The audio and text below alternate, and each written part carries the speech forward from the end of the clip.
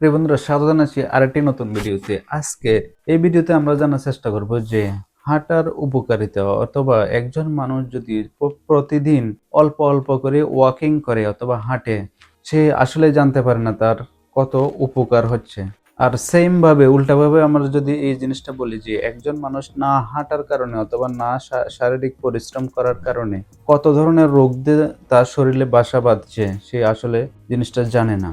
আজকের এই ভিডিওতে আমরা আপনাদেরকে বুঝাতে চেষ্টা করব যে অল্প অল্প করে আমরা যদি রেগুলার একটু এক্সারসাইজ করি অথবা রেগুলার হাঁটি 10 মিনিট, 15 মিনিট, 20 মিনিট করে, আমাদের শরীরে কি কি উপকার হবে। আমি অবশ্যই সাহায্য নেব আর্টিফিশিয়াল ইন্টেলিজেন্সের, আধুনিক জগতের সায়েন্সের সাহায্য নিয়ে আপনাদেরকে বুঝাতে চেষ্টা করব। আর আপনারা এই ভিডিওগুলো একটু বেশি করে শেয়ার করার চেষ্টা করবেন, যাতে বেশি মানুষের কাছে পৌঁছায় এবং অ্যাওয়ারনেসটা বাড়ে, মানুষ আসলে বুঝতে পারে যে একটু স্বাস্থ্য সচেতন হতে পারে, তাহলে সুস্থ থাকার অনেক ইজি হয়ে যাবে। তাহলে শুরু করা যাক আজকের এই ভিডিও হাঁটার সম্পর্কে নিয়ে, অথবা ওয়াকিং করলে কি লাভ হয় সেই সম্পর্কে নিয়ে। জামিনী, তুমি কি আমাকে এখন শুনতে পাচ্ছ? আমি আর একটি নতুন বিষয় তোমার কাছ থেকে জানার ইচ্ছা করছে। তুমি কি এই বিষয়ে একটু সাহায্য করতে পারবে? অবশ্যই। আমি পুরোপুরি শুনতে পাচ্ছি, আর আমি তোমার নতুন বিষয় নিয়েও সাহায্য করতে প্রস্তুত। তুমি কোন বিষয়টা চাচ্ছ একটু বলো, তাহলে আমি সেটাই বিস্তারিতভাবে বোঝানোর চেষ্টা করব। আচ্ছা, আজকে আমি তোমার কাছ থেকে জানার চেষ্টা করব যে হাঁটার সম্পর্কে। আমরা যদি প্রতিদিন 10 মিনিট করে হাঁটি, তাহলে আমাদের কি কি উপকার হতে পারে। তুমি কি এই বিষয়ে একটু সাহায্য করতে পারবে আমাকে? হ্যাঁ, অবশ্যই। প্রতিদিন 10 মিনিট হাঁটা অনেক উপকারী হতে পারে। এটা হৃদয়যন্ত্র সুস্থ রাখে, রক্ত সঞ্চালন উন্নত করে, ওজন নিয়ন্ত্রণে সাহায্য করে, মানসিক চাপ কমায়, আর দীর্ঘমেয়াদে ডায়াবেটিস ও হৃদরোগের ঝুঁকি কমায়। তাই এটা খুব সহজ কিন্তু খুবই কার্যকর একটি অভ্যাস। তাহলে আজকে এই বিষয়ে একটু ডিটেলসে জানার চেষ্টা করব। আমি একে একে করে তোমাকে কোশ্চেন করব, ঠিক আছে?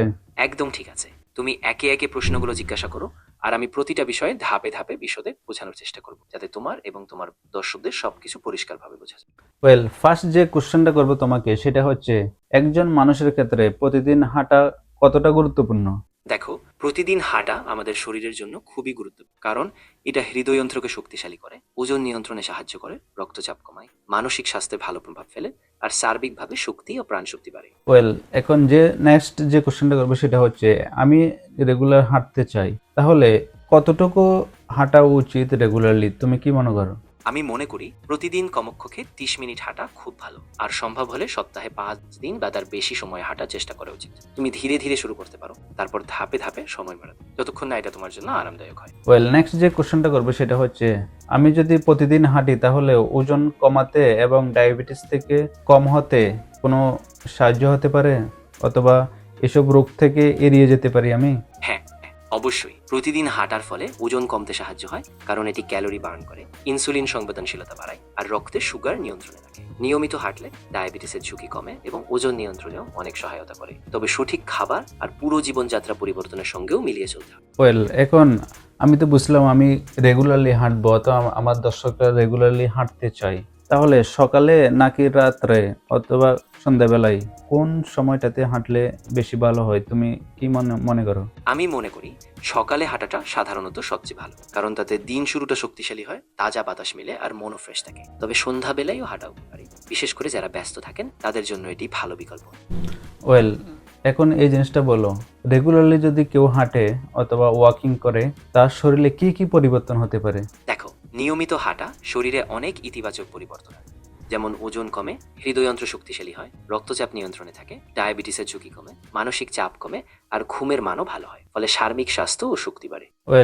এখন এটা বলো যে আমরা যদি কেউ ওয়াকিং করে অথবা হাঁটি, কি কি ভাবে করলে ভালো হয়, অথবা ওয়াকিং করার সময় কি কি খেয়াল করা উচিত? হ্যাঁ, হাঁটার সময় সঠিক জুতো পরা খুব জরুরি, যাতে পায়ের আরাম থাকে। ধীরে ধীরে গতি বাড়ানো ভালো, সঠিক পোস্টোরা বা শরীর সোজা রাখা দরকার, আর হাঁটার আগে বা পরে হালকা স্ট্রেচ করা ভালো। পানি কমতে দেওয়া উচিত, আর নিজের সীমা বুঝে হাঁটা উচিত, যেন অতি বোঝা না হয়। লাস্ট যে কোশ্চেনটা করবে সেটা হচ্ছে, কোন বয়স থেকে হাঁটা উচিত, তুমি কি মনে করো? আমি মনে করি শিশুকাল থেকেই হাঁটার অভ্যাস শুরু করা ভালো, তবে সাধারণভাবে প্রাপ্তবয়স্ক হওয়ার পর, অর্থাৎ 20 বছর বয়সের পর থেকে নিয়মিত পরিকল্পিতভাবে হাঁটার অভ্যাস গড়ে তোলা ভালো। তবে যে কোনো বয়সেই শুরু করা যায়, শুধু ধীরে ধীরে বাড়ানো উচিত। সুপ্রিয় বন্ধুরা, এই মুহূর্তে আমরা জানতে পেরেছি যে আমরা যদি রেগুলারলি অল্প অল্প করে ডেলি 10 মিনিট করেও হাঁটি, আমাদের কি কি পরিবর্তন হয় আর আমাদের শরীরের কি কি লাভ হয়, সেটা অবশ্যই আপনারা শুনেছেন। তো আমি আপনারা সবাই চেষ্টা করবো যে রেগুলারলি অ্যাটলিস্ট 10 মিনিট করে অথবা 15 মিনিট 20 মিনিট করে যে যা পারেন একটু হাঁটার চেষ্টা করবেন। সেটা আমাদের শরীরের জন্য খুবই ইম্পর্টেন্ট এবং খুবই দরকার। বিভিন্ন রোগ থেকে আমরা বাঁচতে পারি। সবাই ভালো থাকবেন, সুস্থ থাকবেন। দেখা হবে নেক্সট ভিডিওতে।